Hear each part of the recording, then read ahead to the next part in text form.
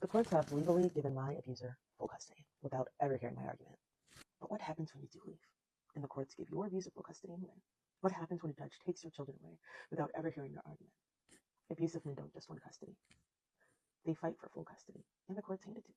My name is Audrey, and I'm a Marine Corps veteran, a mother of four, and a survivor. I spent years in an abusive marriage, but when I finally left, the system turned against me. Today, my ex-husband, who I can prove was abusive without a shadow of a doubt and still remains abusive, has full custody of all four of my children. I have no legal rights. He gives me 20 minutes a week to talk to them. Punishment. So if you think this is just a custody battle, you don't understand how the system works. This isn't just about me losing my children. It's about how the courts help abusers maintain control long after the relationship is over. This happens to women every single day that are smart, educated, just like me. The judge knows I live out of state. He knows I can't just show up in Nebraska.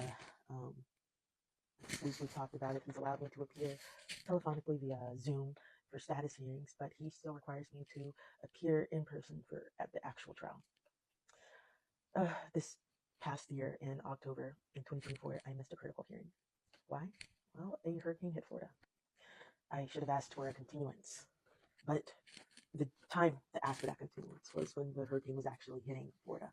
And the next week during the trial, well, it was kind of too late. When I did try to reach out, I didn't do it the proper way, and it was too late. I should have done it the week that the hurricane rolled through, but I was too focused on preparing and trying to survive that I didn't attempt to reach. I didn't try to reach the judge then, and you would think that the judge would understand, but he didn't care. He ruled in my ex's favor, and even with the lawyer, going back and requesting that the judge, can you please reopen the case? Can you vacate the previous order so that you can hear the original argument?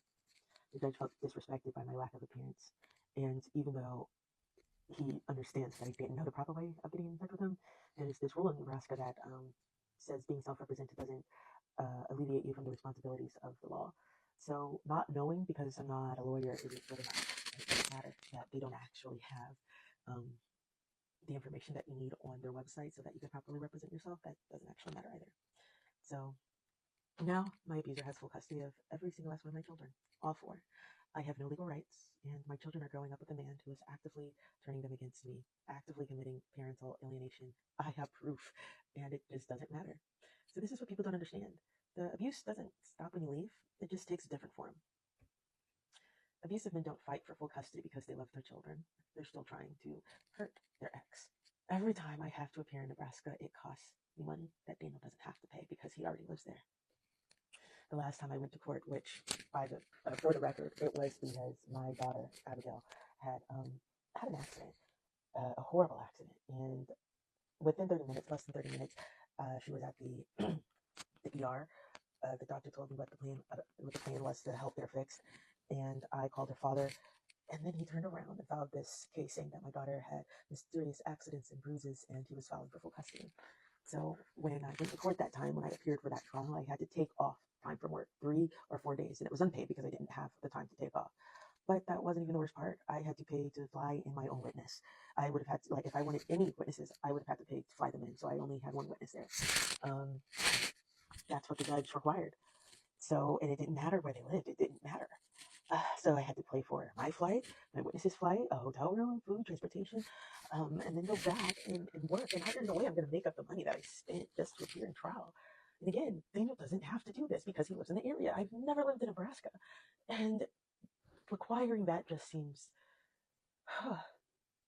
like a purposeful obstacle when it doesn't have to be. It makes no sense to me. Anyway, when Daniel goes to trial, if we generally have trial that starts at 8:30 in the morning, he can be back to work by 10, basically losing nothing. He has all of these advantages and has had all of these advantages throughout this. It's been so hard trying to remain positive. The system isn't just unfair. It's designed for men like him to win. I'm not in Nebraska because I want to, stay away and do whatever I want to forget I have children.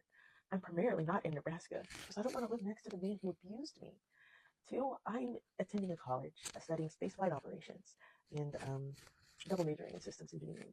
I can't study spaceflight operations anywhere else. I'm not going to get that degree at any other university in the world other than Daytona Beach at Embry-Riddle Aeronautical University. And that's just the way that it is. This is just where I have to live right now. So I'm going to show you an email that proves without a doubt that Daniel was abusive. And I'm going to take you through a series of breaking down these emails and showing it to you because it really needs to be studied, the way this man turned reality around on me and how everybody was so eager to agree to his version of events. Okay, this is the man who they gave my children to. If you're a black mother or a mother of color fighting an abusive ex for custody, please know you're not alone. The system is broken, and it has been failing mothers like us for years. We deserve our children, and we deserve to be heard, and money shouldn't be a barrier to that. Judges should not be allowed to rule in custody cases without hearing arguments from both parents. Family courts need to stop prioritizing a father's right over a child's safety. Parental alienation is abuse, and it needs to be recognized as such. Because the courts didn't just fail me, they failed my children. And all those people that said, but we really just care about the children. Clearly not, because you're letting them be with an abuser who punishes them for talking to their mother. And again, I've got receipts. Before I go, I just wanted to add that little tidbit. If there's a law that says self-represented individuals are to be held to the same standard as a lawyer, but then that information about navigating that state's court system to properly represent yourself is not readily available, then they're not actually giving you the tools to properly represent yourself, are they? They're forcing you to get professional legal representation. And everyone cannot obviously afford that, right? In Nebraska, I already looked around, the average retainer fee was $5,000, which the better ones being $10,000. So, really? $10,000 on top of everything that I have to pay just to be physically present. The best interests of the child are only represented when a parent has the financial support to fight for them, which most mothers attempting to separate from abusive men simply do not have. This is the email where my ex admits he was abusive. He confesses to harming me while I was pregnant, to harming our baby, to screaming, controlling, and manipulating me. And yet, he still has custody of each one of my children. Abusers don't apologize because they're sorry. They apologize to keep control. Daniel's words. I decided to do this a few days ago. I feel the list isn't complete, but I will add to it as I seek and find more. There is also an apology at the end. Regardless of what you decide to do with us, I ask that you would please read and consider all of it for your healing, as this entire thing is sincere. Why is this manipulative? Well, one, he frames this email as a favor to me, as if he's helping me heal. He positions himself as a self-reflective and growing person, but he's still controlling the narrative. Translation, I'm giving you this list to show you that I'm working on myself. So you gotta stay. Abusers frame their growth as proof you should give them another chance. Admission of physical abuse with no real accountability is not an apology. Daniel's words. I was all kinds of abusive to you, my often pregnant wife, and my 6-month-old son during the first 3 years of our marriage. This includes tackling and trying to restrain you, throwing things at you, and hitting you on the shoulder one time. It includes smacking my 6-month-old son across the face really hard one time, and screaming all kinds of hurtful, attacking, and blaming things, sometimes for the purposes of control and manipulation. Sometimes. Why is this manipulative? Well, he admits to being abusive, right? But there's no real remorse. Do you see that? He can admit to some of what he's done, but where's the absolute dejection from knowing how you harmed your pregnant wife and a 6-month-old infant? He calls himself all kinds of abusive, but then immediately tries to minimize the individual incidences, hitting me on the shoulder one time. Come on, you really think it was only one time? He harmed an infant and then admits he screamed at me for control. So do you really think all kinds of abusive are just these listed acts? Or does it logically mean that there were way more all kinds of abusive events? But he's just listing these to minimize how bad it really was. Daniel would often take my keys, so I couldn't leave in the middle of an argument because I lived in a 4-plex with inside stairs, so the main door would lock automatically once you left or went inside. And our back door that opened into like a concrete slab on the ground, our porch, if you will, you could jimmy it shut with a pole. So if I left, there was no guarantee that he would let me back in, which is a valid fear considering that he had no qualms about hurting a pregnant woman, right? So should I, imagine that he would have qualms about locking me out the house if I tried to leave? Absolutely not. And I wasn't going to leave him alone with the kids. So oftentimes after an accident, after an incident, a physical encounter, I couldn't leave. Essentially, he'd kidnapped me in my own home by not letting me leave. And there was only one time I managed to grab keys before he could. I rushed to the car with my infant and my year-old daughter. My brother was in the passenger seat. And I feel like I need to explain this a little bit. I'm going to be saying my brother throughout all of this, but I need you to understand that my brother has transitioned male. So at this time, this was actually my sister, and we were all raised around abuse. So I don't want you guys thinking your brother did this and didn't, why didn't your brother say this? Why didn't your brother do that? Well, at the time, things were way different, okay? So my brother was in the passenger seat, didn't even have time to put on the socks and shoes. But as soon as I got in the car, I locked the door. I locked it. And in that instant, I saw somebody that I had never known before. When Daniel realized that he couldn't open the door, he went ballistic. Absolutely crazy. He punched at the glass, the front window, with all of his might. I remember watching him being absolutely scared, thinking, what if he breaks it? What's going to happen? I had no idea what to do. He had hopped on the hood of the car to try and punch at the window. Then he had hopped on the back when as I was backing out to try and leave out the parking lot. He hopped on the back where there was a spare tire because we were driving a RAV4. I was so frightened that day. I had no idea what to do. I didn't know that I could call the cops. I didn't know that I should have gone to the cops. What I actually ended up doing was calling an older woman from the church that I was attending at that time. And I told her that Daniel had jumped on me, which he had. That was the reason why I had grabbed the keys. He jumped on me because we were having an argument and I was calling him selfish. And I guess he didn't like the way that I was calling him selfish because he said, don't say that again. And I said, you're selfish. And I was standing, but he was on the couch, and he stood up from the couch and then just lunged at me, jumped on me. And my son was, out there, he could see. So again, I didn't fight back. I let him jump on me. And once he let me go, I got up, and the first thing I grabbed was those keys.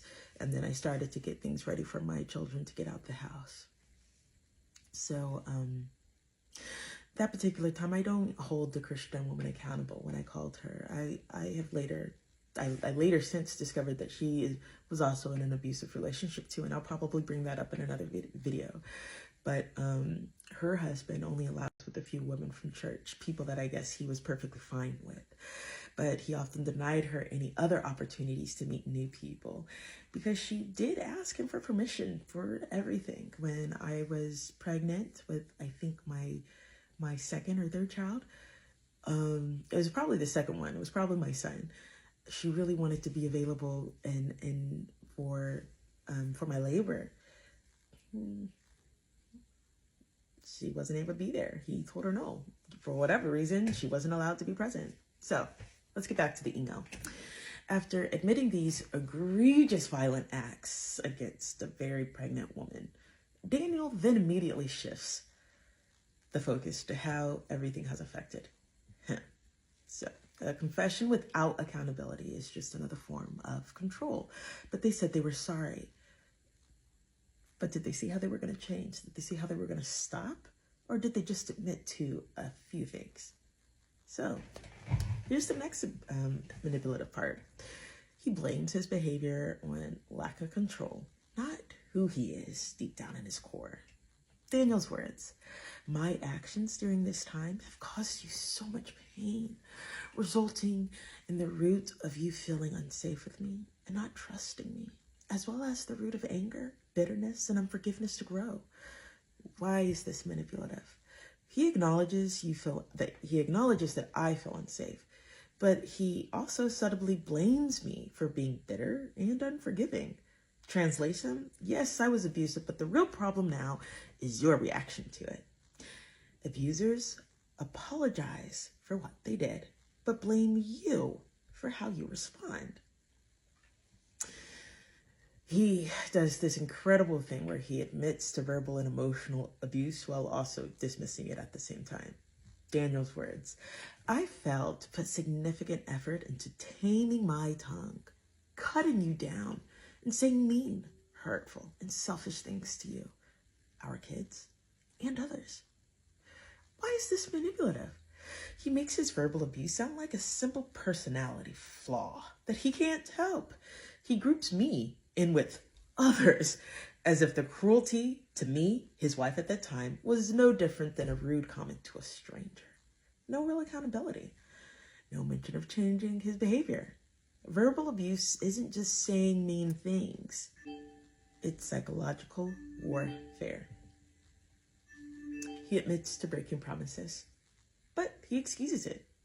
Daniel's words, I often committed to you that I would do something, only to have immaturely not thought it through beforehand. This resulted in a lack of plan, which in turn resulted in a lack of effort. Why is this manipulative? Translation, I broke promises, but it wasn't on purpose. I was just immature. Is it too late now to say sorry? Minimizing bad behavior by blaming it on a lack of maturity instead of tackling responsibility. It's still manipulative. If someone breaks your trust over and over again, it's not a maturity, it's a choice. Oh, the fake apology. Daniel's words, Audrey. My words cannot express my deepest regret and apologies in all of these things. I cannot fathom the full scope of how I have hurt you. And no matter how much I would like to, it is something I can never take back or repay. Why is this manipulative? Well, it's vague and exaggerated. It's designed to sound deep without taking accountability.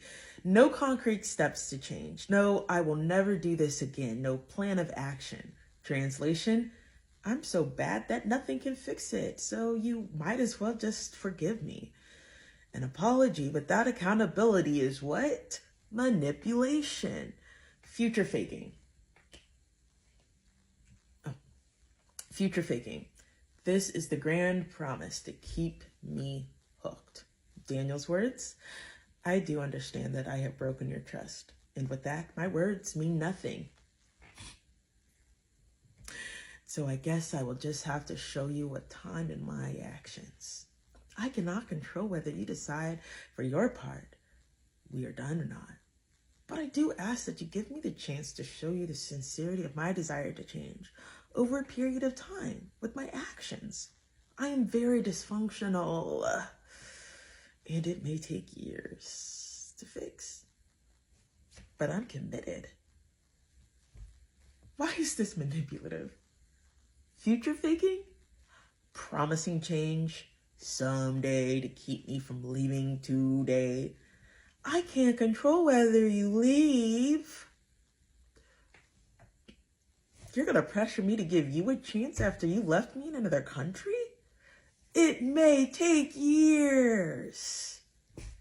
He's telling me to stay while he keeps abusing me. He can't help it. If they wanted to change, they would have already. It doesn't need to happen in the future. It doesn't need to take years. Come on. So, what's the takeaway? This email is clear proof of abuse. He admits to physically harming me and my child, 2 children at that time. He admits to manipulating me and controlling me. He admits to being dysfunctional, that it may take years to fix, and yet the court has given him custody. But granted, The courts haven't actually heard my argument, which is wild, right? The best interests of the child have yet to be properly represented because the judge hasn't heard my argument.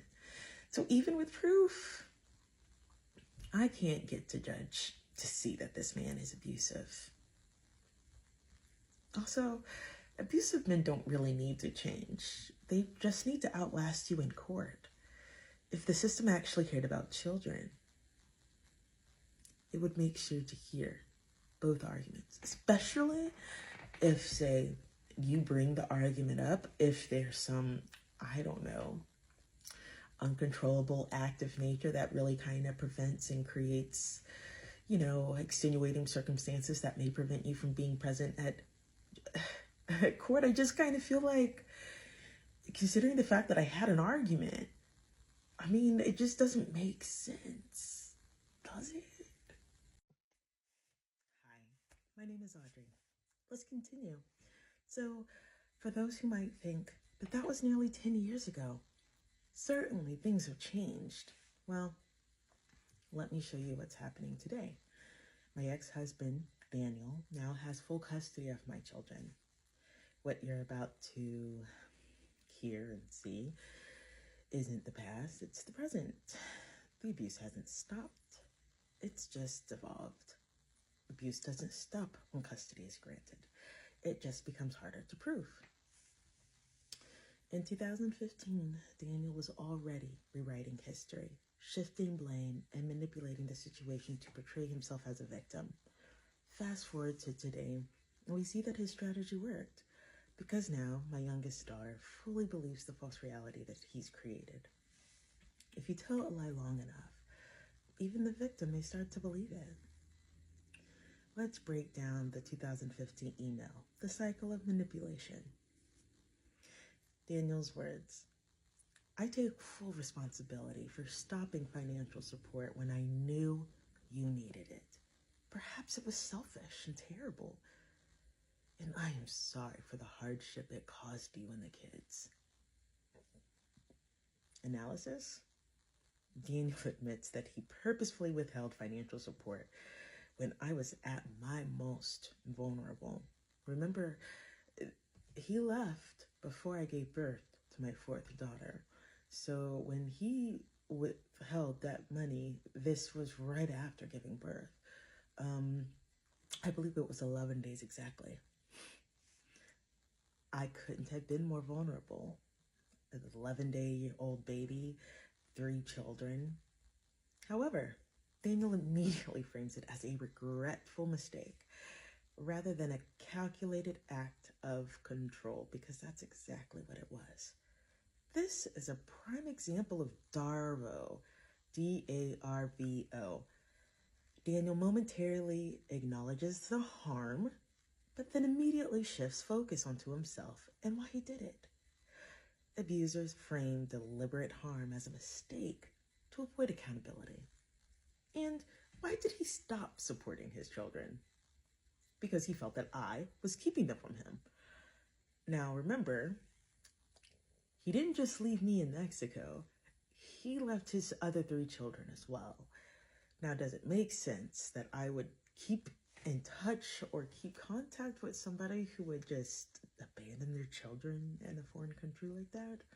Absolutely not. But you see that in his mind, I didn't have the right. He felt as though I was wrongfully withholding my children, even though I was protecting them rightfully. So this is how abusers justify neglect. He convinced himself that withholding resources was a justified reaction to being wronged. Financial abuse is often disguised as teaching a lesson. Daniel's words: I would prefer you living with me and taking care of you. Analysis: abusers will always tell you exactly what they really want, if you listen. Daniel frames this as a loving offer, as if he just wants to take care of me. But this is interesting. I was a stay-at-home mom. I was a stay-at-home wife. he just wants to take care of me. He says he actually already had that opportunity. Moving to Mexico was our last choice because together nobody was actually helping us, even though we were drowning in debt because of his financial faux pas. And they weren't really faux pas. They were just, he was purposefully misusing our funds to keep us in a cycle of chaos because we never had enough money to cover the bills. But he didn't actually worry about that. I did. So it's interesting that he had that offer and he didn't take it. But now that I'm in Mexico and he's left me there, he's telling me again that this is what he would want. So what he's really saying is, I want you back under my control, right? Because he already had that. He already had me there, had a chance to take care of me of everything. Did he? No. An abuser's preference is always about their control, not your well-being. Remember that. But here's something even more revealing. When Daniel left me with nothing, he was actually being financially supported. When he left me pregnant with our 3 young children under 4 years of age, other people, Christians, his family, his friends, they sent him money. They helped him. They opened doors for him that were never opened for me and my children. And they're all still friends with him. They watched this guy go to Mexico with the pregnant wife and children and then come back, and they are still friends with him. So here's another truth. Abusers rarely operate alone. Systems enable them. And this is where race and gender dynamics become impossible to ignore. I was a Black mother, alone with children in crisis, abandoned in another foreign country, in Mexico of all the places. And instead of people stepping in to help me, to help my children, the children they kept telling me they were actually concerned about, well, they helped him, the white guy that left us there. So this is what happens when the system prioritizes a white man's narrative over a Black woman's survival. And I bet they all believed him too. Somehow he had them convinced that I must have chased them out of Mexico, that I pushed him away. When you want to believe what you want to believe, you'll believe even the most craziest things. And I found out the hard way that blood looks after its own. But at whose expense? Abusive men are rarely just abusive to one person, okay? It wasn't just me who's affected. My children are affected too. So I often think about the ballerina farm lady. She would never leave her child, even if her husband put her in the hospital with the brain bleed and a concussion a few times. She would never leave him because I don't believe she could ever get a lawyer better than his family could get. She would never see her children again. And that's the sad reality of why so many women stay. They either don't want to put their children through the trauma of being homeless on the street, because more than half of the homeless Americans are women and children fleeing domestic violence at home. Support is often a weapon when we're talking about abusive spouses. It often goes to the abuser, unfortunately. And there's been stories of even families, I would say, betraying their own daughter, their own son, usually their daughter though, by protecting the abuser. In a Christian household, this might look like the parents absolutely know that there's physical abuse happening, and instead of helping their daughter get away, they keep telling her to go back because you know what God says about divorce. And except for adultery, abuse isn't a reason to divorce. It's what someone actually told me. So I know they're actually saying that to other women. While I was struggling to feed my children, the very people who never helped me when I was a wife rallied to help Daniel, to help as an ex-husband, as a man who was abandoning his wife in a foreign country. And it wasn't an accident. It It was a choice. They could have reached out and asked me questions if they had any sort of doubt, but none of them did. And they'll probably have all sorts of excuses on why they didn't. You were in Mexico, we didn't know how to get a hold of you. People send money back and forth through Mexico every single day, and I've actually done it. So you mean to tell me that you couldn't do it for the children you claim that you love? And yet these are the ones that have access to my children that honestly couldn't even care if I died, right? Then you can't convince me that you care about my children, because you obviously don't. So let's move on. Daniel's words. I know you feel otherwise. You abandoned me in another country. You're trying to tell me that you love me, but you know that I feel otherwise. Really? But I am not your enemy. Rewriting history, right?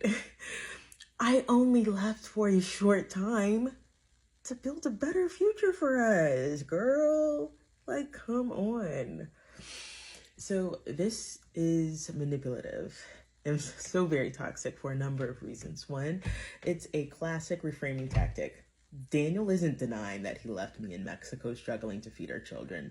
He's going to completely ignore all of that, and instead he is going to reframe it as a temporary sacrifice I had to make by myself for the children for a better future. If only I could get on board.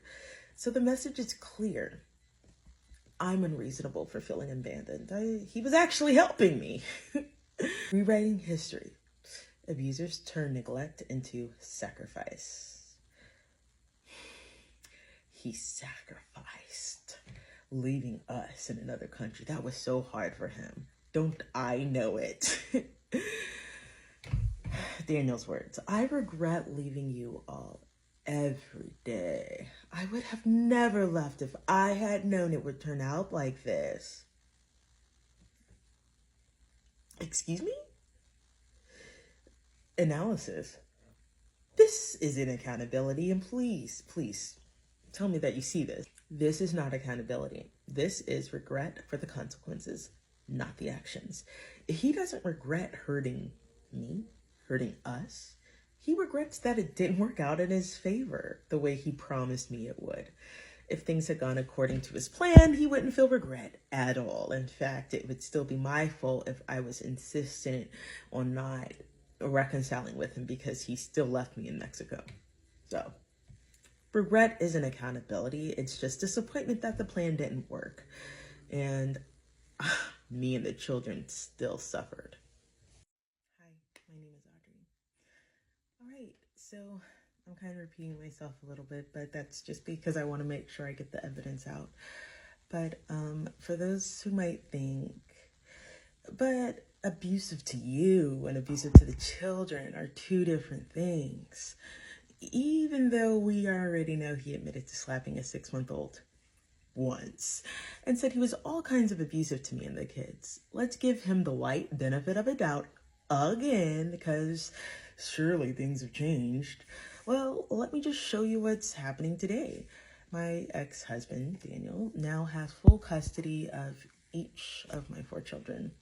What you're about to listen to isn't the past, it's the present.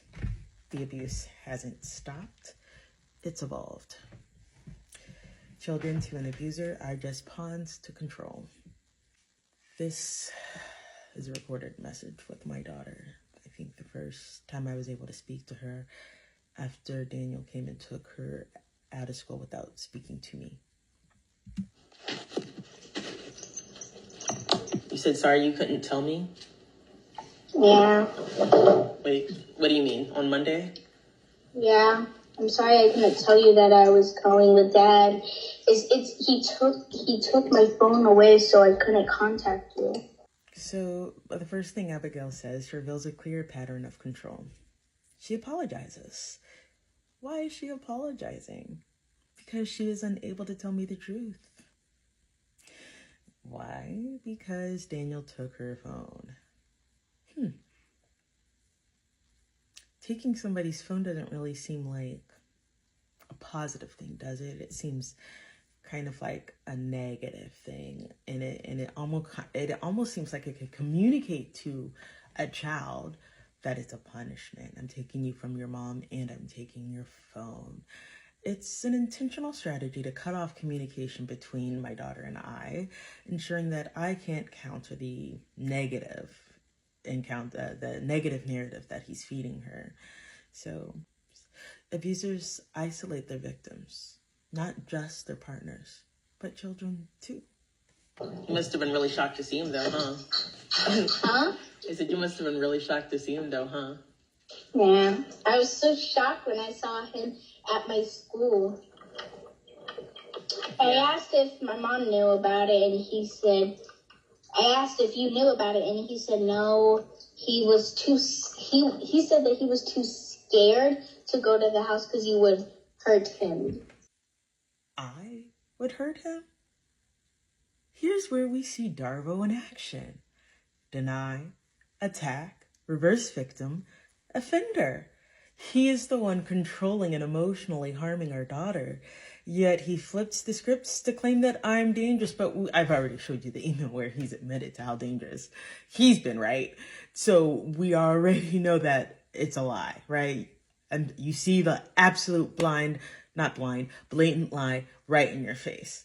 By telling Abigail that I would physically hurt him, he's setting the foundation for a false narrative. Obviously. That I'm violent and that he's the victim. He said I would hurt him? Yeah, he said you would hurt him. How? Hurt him? Like physically? That's not what he, like, beat him up? Yes, is it physically?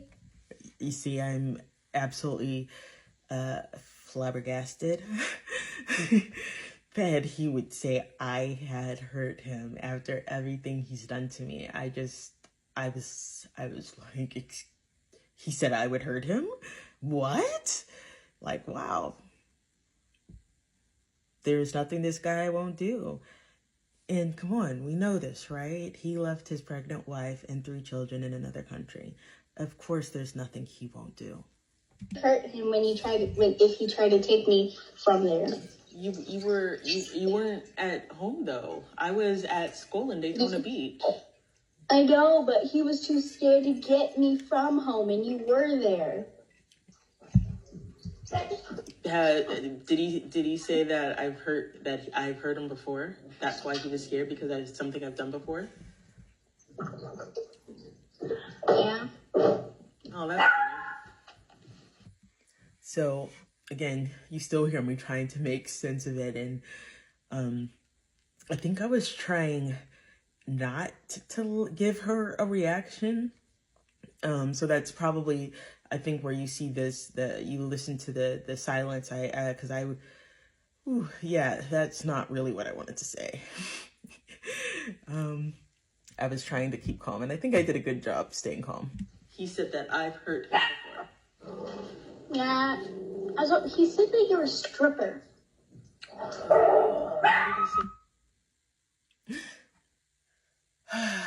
He said you were a stripper. Now we get into the smear campaigns.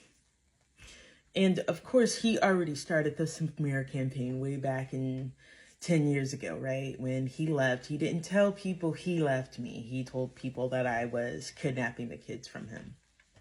So instead of addressing real issues, Daniel plants humiliating, unfounded accusations about me. He doesn't just tell Abigail I was seen at a strip club. He builds an entire fabricated history claiming that I worked there while she was younger. This is a textbook example of a character assassination meant to damage my credibility in my child's own eyes. So smear campaigns are designed to destroy credibility, not uncover truth. Because even if I had been a stripper, does it really matter if my daughter's taken care of and I'm paying my bills and I do my crap at night? Does it really matter? Why would you say that to a child unless you were trying to make them think something negative about me? Do I have a pole in my house? Absolutely. And apparently me having a pole, despite the fact that so many women in America are getting into pole dancing, somehow it's looked at extremely negatively for me. And at one point, my daughter's school finding out about the pull, because as soon as I got it, the very first time I got my very first pull, my daughter got around it, to swing around it. You can't tell a kid to stay off of a pole. Like, come on. I tried. I was telling her to be calm, but telling her to be careful. And I don't know, she was on the pole one moment, and then the next she just wasn't. And she fell off and her face hit the floor. It was absolutely horrible. I immediately bought a pad. I got the pull. I was excited. I put it up. This happened within 10 minutes. It gave her a black eye. Whew, that took 3 weeks to heal completely from. So, and of course, there's going to be another video where I talk about this, because these 2 incidences that I've mentioned before, the black eye now, and then the one where there was this freak accident at home that she, I immediately got her seen for. These were the 2 incidences that her father used to open up a case, an attempt to fight for custody in 2002, I believe. He said it because he believed the teacher that said that they saw you at a strip club. Right. Oh my gosh, this totally reminds me. So because my daughter, fell off and had that black eye, I have to make another video about it. But somebody did a child abuse tip hotline. So somebody from Child Welfare Services in San Diego did come to talk to my daughter about it. And I let them talk to her alone because I did not have anything to hide. And they went to her school, and they actually interviewed quite a lot of people. And I was still trying to think very positively about this. Oh my, excuse me. I was trying to think quite positively about this, but then I found out later when I got the records and I was going through them, that the person who conducted the investigation, what they put in there, and I have to make another video about it because I don't have that document with me, but I know I have it, and I gotta share it because it's wild. So, the investigator didn't investigate the person who's making this claim. The investigator investigated one of my daughter's teachers. So, one of my daughter's teachers said that one of her personal friends had seen me in a strip club, or dancing in bars in San Diego. Now, what's interesting about this is that, like I said, the investigator didn't investigate the person or didn't talk personally to the one who said this. This was a comment that the teacher made and the investigator put into the report. And my concerns about this is that what friend was this of the teacher, and how do we know that they saw me? Bars in San Diego? I absolutely know that is categorically false. How does that make it into a report? But that's for another day. So, I think he actually tells her that, listen. He believed that. And he said that he has witnesses of people saying that they saw you specifically. Me specifically? At a strip club. You specifically at a strip club.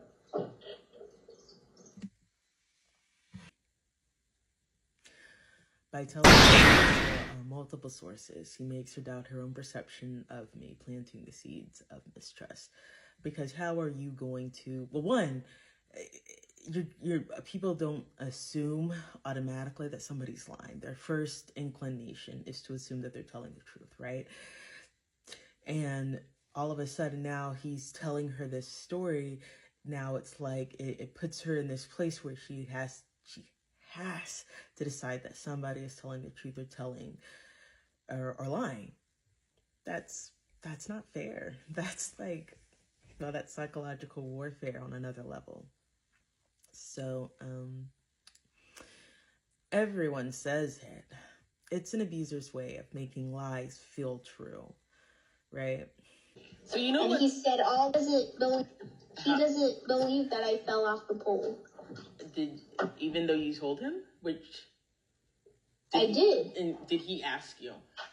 Did he say, tell me what really happened with the black eye? Tell me what really happened when you... No, he just assumed that you did that. I'm like... But now you're there. What is, even with you there, he just still doesn't believe? He still believes that you did that to me. So... Instead of believing his own daughter, Daniel is twisting the situation to further his own agenda. He rejects her reality and replaces it with his own, implying that I physically harmed her. This type of gaslighting is extremely dangerous because it makes children doubt their own memories. Right? No, I don't believe your mother. I don't believe that was an accident. Your mother did this to you. That's what really happened, right? That's what really happened, right? And remember, he already admitted to being all sorts of abusive. He's a very aggressive man. Do you think children are going to be able to protect themselves against somebody aggressively trying to change the reality? Your mother totally did this to you. I believe that she hurt you. She had to hurt you, didn't she? She totally did it. You know, she's not living with me anymore. She has to think about survival. And if survival means aligning with her father, isn't that what a child is going to do for protection?